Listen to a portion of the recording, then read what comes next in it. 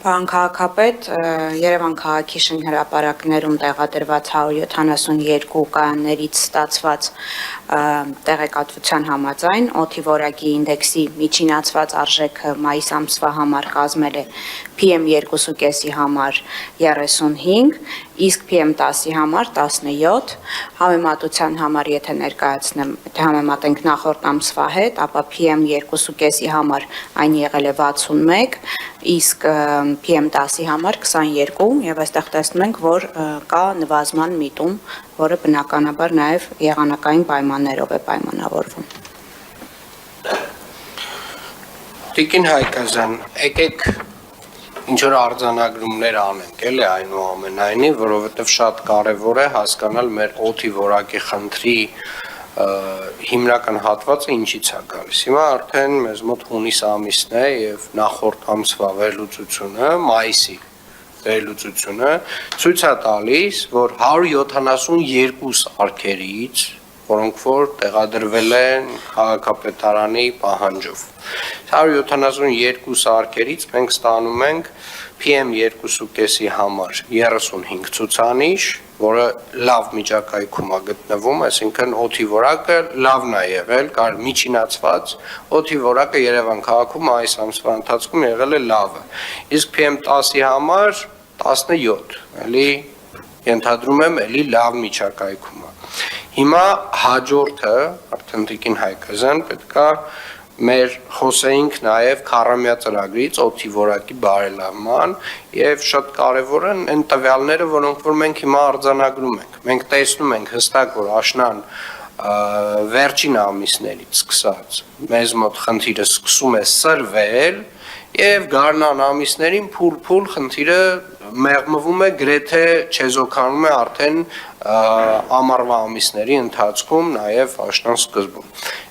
Ըստ այդմ մենք ունենք քառամյա ծրագիր, ենթադրաբար այս նաև փաստերից ելնելով եւ հիմա խնդրում եմ ներկայացնել մեր քառամյա ծրագրի ընթացքը։ Պարոն քաղաքապետ, ձեր հանձնարարականի հիման վրա մշակվել էր Երևան քաղաքի օդի որակի բարելավման քառամյա ծրագիրը, որի նպատակն է նվազեցնել արտանետումներից ստացող հիմնական աղբյուրները եւ բարելավել օդի որակի ընդհանուր համակարգը։ Ծրագրում ներկայացված են թիրախային գործողություններ այդ աղտոտման աղբյուրներից արտանետումների նվազեցման, ինչպես նաեւ իրավիճակը բարելավելու միջոցառումներ, որոնք ձեզ նախորդիվ ներկայացվել էին։ Միևնույն ժամանակ պիտի նշեմ, որ գործող օրենսդրությամբ մթնոլորտային օդի պահպանության մասին օրենքով տեղական ինքնակառավարման մարմինների համար սահմանված չեն լիազորող նորմեր մթնոլորտային օդի պահպանության բնագավառում պլանների մշակման եւ հաստատման վերաբերյալ։ Եվ դրան այդ ընդունելով դա որպես հիմք շրջակա միջավայրի նախարարության կողմից շրջանառության մեջ է դրվել օրենքի նախագիծ մթնոլորտային օդի պահպանության մասին օրենքում լրացումներ եւ փոփոխություններ կատարելու մասին, ինչը թույլ է տալու արդեն տեղական ինքնակառավարման մարմիններին իրենց վերապահված լիազորությունների շրջանակներում մշակել օդի որակի պահպանության պլաններ եւ այդ պլաններից բխող երկարաժամկետ եւ կարճաժամկետ գործողություններ։ Միևնույն ժամանակ նշեմ, որ 25 թվականի մայիսի 22-ին կառավարության 611L որոշմամբ հաստատվել են մթնոլորտային օդի պահպանության բնագավառում 25-30 թվականներին համալիր միջոցառումների ծրագիրը եւ այս ծրագրի մշակման գործընթացում բնապահպանության վարչությունը սերտորեն աշխատել է ինչպես շրջակա միջավայրի նախարարության, այնպես էլ ազգային ժողովի մեր գործընկերների հետ եւ այս ծրագրում արդեն հիմք ընդունելով մեր քառամյա ծրագիրը արտացոլվել են մի շարք գործողություններ Երևան քաղաքի համար, դա մթնոլորտային օդի որակի մոնիտորինգի համակարգի արդիականացումն է եւ միջազգային չափանիշներին համապատասխանեցումը, որը իրականացում է թե շինհրապարակներում շարունակական ավելացմամբ մեր օդի որակի չափող սարքերի եւ թե շրջակա միջավայրի նախարարության կողմից տեղադրվող երկու դեռևս այս պահին տեղադրման փուլում են երկու ռեֆերենս կայանների, որոնք նաև հնարավորություն են տալու ավելի ճշգրիտ եւ հավաստի տեղեկություն ստանալ օդի որակի վերաբերյալ։ Իրականացվում է նաև օրենսդրական դաշտի վերանայում, որը ներառում է շինարարության եւ հանքարդյունաբերության բնակավարներում ուրեմն փոշեճնշիչ սարքավորումների կիրառման պահանջների սահմանումը, որը այս պահին չի իրականացվում, բայց հանքերի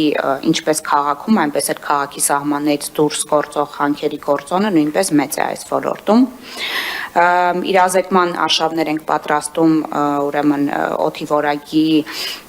բարելավման ուղղված եւ աղտոտող աղբյուրների մասին տեղեկատվության ուրեմն տրամադրում քաղաքացիներին, ինչպիսի գործողություններ կարելի թույլատրելի եւ ինչպիսի գործողություններ թույլատրելի չեն։ Միևնույն ժամանակ նշեմ, որ վարչական պատասխանատվության միջոցառումները պիտի խստացվեն եւ այս երթիմ օրենքի ընդունմամբ նաեւ բավականին բարձրանալու է շինհրապարակների կահավորման, փոշեճնշիչ սարքերի, ցանցերի չկիրառման դեպքում վարչական պատասխանատվության ուրեմն չափը։ Սրանք են գործողությունները, նաև նշեմ, որ կանաչ տարածքների այս պահին ոնց որ արտիական թեման է կանաչ տարածքների ավելացումը եւ Երևան քաղաքը պարտավորվել է տարեկան մինչև 30 թվականը նվազագույնը 10 հեկտարով ավելացնել դրանք։ Շնորհակալ եմ Տիկին Հայկազյան, այնուամենայնիվ ոնց հասկանում եմ ծրագրից դուրս են մնացել տեղզնման կայանների ավտոտրանսպորտային միջոցներից մթնոլորտային օդ բոլոր տեսակի վնասակար արտանետումների չափման հատվածը եւ ուզում եմ հասկանալ ինչու։ Ճիշտն ասած, սա նախատեսել էինք թե մեր քառամյա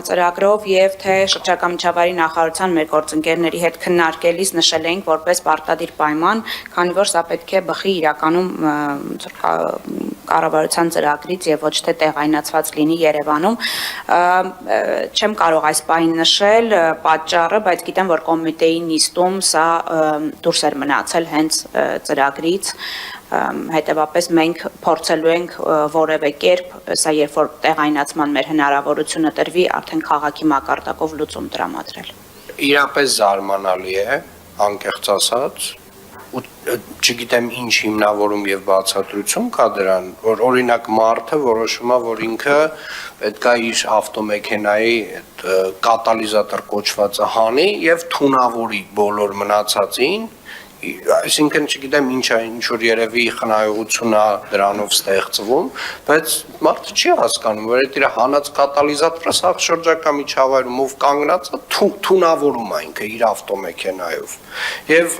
կարծում եմ եթե մեզ տրված լիազորությունների շրջանակում մենք այդ հնարավորությունը մենք հիմա էլ կարող ենք։ Ես այսպես ասեմ, մենք հիմա կարող ենք տրանսպորտի վարչության միջոցով որոշակի սահմանափակումներ սկսել ստեղծել այդ այսպես ասած տրանսպորտային միջոցների միջև եւ շատ լավ կլինի որ այդ քննարկումը մենք ունենանք մանրամասն նվազագույնը այս հատվածում հանրայնորեն հասկանանք ինչ է դուրս եկել դա այսինքն նորմալ է որ ավտոմեքենան պետք է թունավորի մեզ բոլորիս ենթադրում եմ նորմալ չի Ենթադրում եմ դա նենց չի, որ տենց մեր ազգային արժեքն է, չէ, այդ ավտոմեքենան, որ պետք է թույնի բոլորիս։ Ես կարծում եմ մենք ամենայն դեպս մենք ոչ միայն պետք է բարձրաձայնենք այստեղ այդ խնդրի մասին, այլ նաև պետք է սկսենք լուծել այդ խնդիրը մեր մասով։